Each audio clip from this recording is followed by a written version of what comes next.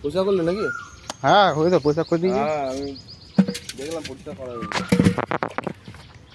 বললাম তোমার কেন বলো তো, এই আসছে কয়েন ধরে না। হ্যাঁ ঠিক আছে, হ্যাঁ আমাকে তো পয়সা করতেও হবে। হ্যাঁ